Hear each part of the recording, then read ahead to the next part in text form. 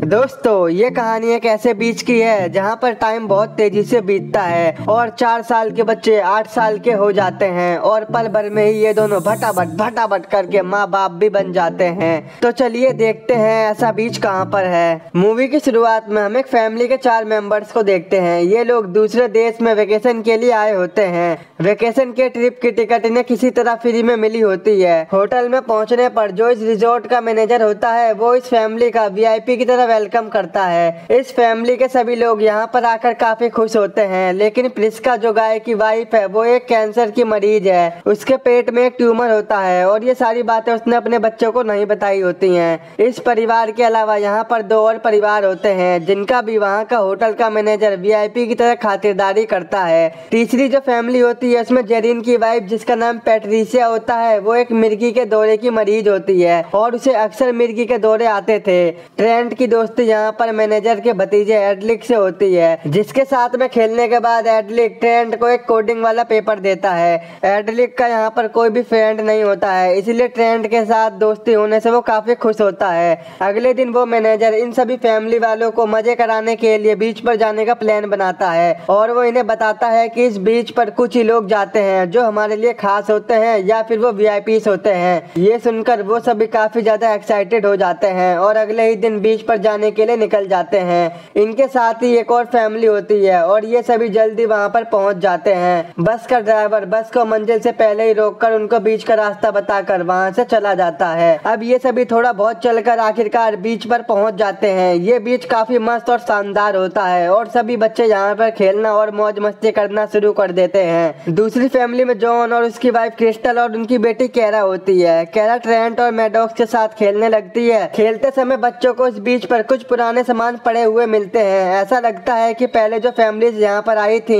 वो अपने सामान को ले जाना भूल गई थी। ट्रेंट हाइड एंड सीक खेलते समय पानी के अंदर छिपा होता है तो उसको वहाँ पर एक लड़की की लाश दिखती है, जिससे वो डर जाता है और चिल्ला के अपनी मॉम के पास जाता है। सभी लोग उस लड़की को पानी से बाहर निकालते हैं। तभी वहाँ पर एक और आदमी आता है जिसका नाम सुडान था। ये यहाँ पर पहले से ही था। जब ये इस लड़की को देखता है तो ये कहता है ये मेरी गर्लफ्रेंड है जो कि पानी में स्विमिंग करने गई थी और मैं कब से इसी का वेट कर रहा था। सुडान की नाक से खून भी निकल रहा होता है, जिससे सबको शक होता है कि शायद उसने अपनी गर्लफ्रेंड को मार डाला हो और उसने अपने बचाव के लिए इस पर हमला किया हो। मगर सुडान यहाँ पर बार बार इन सभी को यकीन दिलाता है कि उसने अपनी गर्लफ्रेंड को नहीं मारा है। दूसरी साइड जॉन की मॉम के सीने में दर्द होना शुरू हो जाता है और थोड़ी देर में ही उनकी मौत हो जाती है। इन सब के बाद वहाँ पर एक और फैमिली आती है जो कि पैट्रिसिया और जेरिन होते हैं, लेकिन यहाँ पर मामला ठीक न होने के कारण जो फैमिली यहाँ पर पहले से थी वो वहाँ से जाने की तैयारी करने लगते हैं। यहाँ तक कि उनके फोन में नेटवर्क भी नहीं आ रहे थे। तो अब ये क्या करते। जेरिन जिस रास्ते से बीच पर आया होता है वो उसी रास्ते से जाने की कोशिश करता है तो उसका माइंड अचानक से चकरा जाता है और बेहोश होकर वो वापस से बीच पर पहुंच जाता है।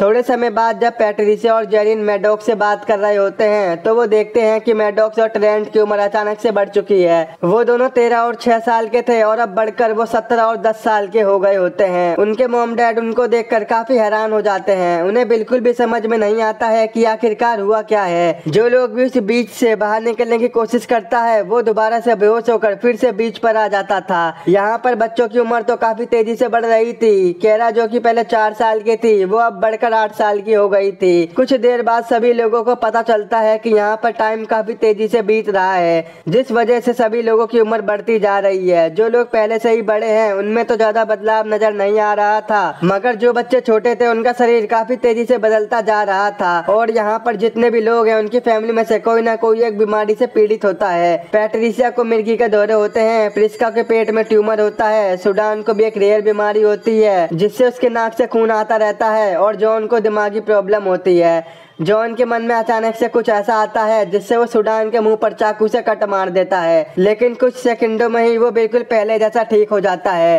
क्योंकि समय के काफी तेज चलने की वजह से घाव तुरंत ठीक हो जाता है। वहीं प्रिस्का का ट्यूमर भी टाइम के साथ बढ़ता जा रहा था, जिससे उसके पेट में दर्द होना शुरू हो जाता है और देखते ही देखते वो बेहोश हो जाती है। प्रिस्का को बचाने के लिए उसके पेट से ट्यूमर को बाहर निकालना जरूरी था, इसीलिए गाय बिना देरी किए प्रिस्का के पेट से ट्यूमर निकालने का फैसला करता है। जॉन अपने चाकू चाकू की मदद से प्रिस्का के पेट पर कट मारता है, लेकिन वो 1 सेकंड से पहले ही ठीक हो जाता है। इसीलिए वो सभी एक आइडिया लगाते हैं कि एक तरफ हम लोगों के कट मारने के बाद हमें उसे खोल के रखना होगा। अब कट मारने के बाद में वो एक खरबूजे जितना ट्यूमर उसके पेट से बाहर निकाल लेते हैं और जरा सी देर में ही प्रिस्का ठीक हो जाती है। सुडान की गर्लफ्रेंड के मरने के बाद उसे एक कपड़े से ढक दिया गया था। जब सुडान उसे देखने जाता है तो वो तुरंत डर जाता है, क्योंकि अब उसकी केवल हड्डियां ही बची हुई थी। उसकी पूरी बॉडी डिकम्पोज हो चुकी थी। ये देखकर सब लोगों के होश उड़ जाते हैं। दूसरी तरफ एक टेंट में ट्रेंट और केरा एक साथ लेटे होते हैं। वो अब और भी बड़े हो चुके होते हैं। उनके शरीर के अंदर के हार्मोन्स भी चेंज हो रहे थे, जिसके बाद वो दोनों भटाभट कर लेते हैं। पर इन्हें कुछ भी नहीं पता होता और जैसे ही ये दोनों बाहर आते हैं तो केरा प्रेग्नेंट हो जाती है। उनकी फैमिली वाले ये सब देखकर काफी हैरान हो जाते हैं, मगर उन दोनों को कुछ भी नहीं पता होता कि ये सब कैसे हो गया। यही सब सोचने के दौरान यहाँ पर केरा का बच्चा भी होने वाला होता है, मगर केरा का बच्चा मरा हुआ पैदा होता है।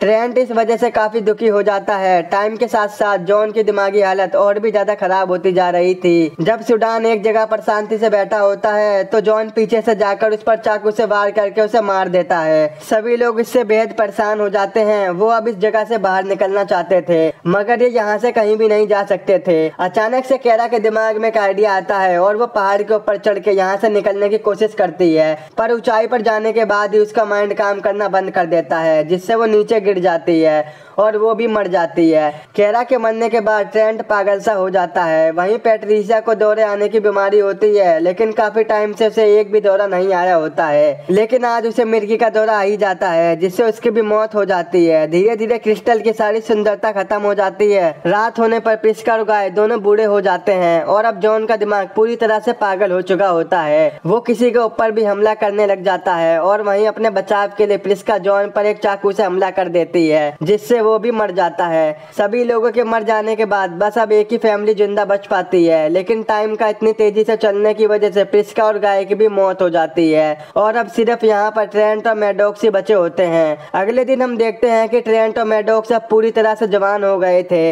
उनके पास अब 13 घंटे और बचे थे, जिसके बाद वो दोनों भी बूढ़े होकर मर जाएंगे। अब उन दोनों को बिल्कुल भी समझ में नहीं आ रहा था कि वो क्या करें, इसीलिए ट्रेंट मैडॉक्स से लास्ट बार रेत का महल बनाने को कहता है। महल बनाते समय ट्रेंट को अचानक से कुछ याद आता है कि मूवी की स्टार्टिंग में एडलिक के साथ खेलते समय उसने ट्रेंट को एक कोडिंग वाला पेपर दिया था और अब ट्रेंट उसे सॉल्व कर लेता है, तो उसे यहाँ से निकलने का आइडिया पता चल जाता है। वो दोनों समुद्र में जाते हैं और तैरकर वहाँ से किसी जगह पर जाकर बाहर निकलने का ट्राई करते हैं, लेकिन तभी मैडॉक्स का कपड़ा किसी पौधे में अटक जाता है और ये सारी चीजें एक दूरबीन की मदद से एक आदमी देख रहा होता है, जो कि बस का ड्राइवर होता है। वो फोन पर कहता है कि आखिरी में यहाँ पर 2 लोग बचे थे और अब ये भी मर चुके हैं। उसके बाद बस का ड्राइवर वहाँ से निकलकर एक लैब में जाता है और ये जो लैब होती है उसे जानकर आप लोग बिल्कुल ही चौंक जाओगे। ये जितने भी साइंटिस्ट और डॉक्टर यहाँ पर मौजूद हैं, ये सभी लोग यहाँ पर बीमारियों के इलाज की दवाइयाँ बनाते हैं, लेकिन किसी भी दवाई के टेस्ट के असर को जानने के लिए उसे सालों लग जाते हैं, जिससे कि ये पता चल सके कि कौन सी दवाई ठीक है और कौन सी दवाई काम नहीं कर रही है। ये सभी लोग दुनिया से बीमार लोगों को ढूंढकर सब लोगों को टूर के बहाने यहाँ पर बुलाकर अपनी मेडिसिन के टेस्ट इस बीज की मदद से करते हैं, जिस पर उम्र काफी तेजी से बढ़ती है। वो सभी लोग यहाँ पर अपनी मेडिसिन का उन पर ट्राई करते हैं। रिजॉर्ट का मैनेजर अगले दिन एक और नए टूरिस्ट का वेलकम करने जाता है, तभी वहाँ पर मैडॉक्स और ट्रेंट आ जाते हैं, जिनको वो लोग मरा हुआ समझ रहे थे, वो असल में मरे नहीं होते हैं। वो दोनों लोग उस समुद्र से बचकर बाहर निकल जाते हैं और सभी लोगों के सामने आकर मैनेजर की पोल खोल देते हैं। ट्रेंट और मैडॉक्स वहाँ पर सभी लोगों को बता देते हैं कि यहाँ पर क्या होता है, सिर्फ एक ही दिन में 6 साल का बच्चा एक जवान आदमी में कैसे बन गया। अब आखिरकार ये दोनों भाई बहन बच जाते हैं और यहीं पर इस मूवी का एंड हो जाता है।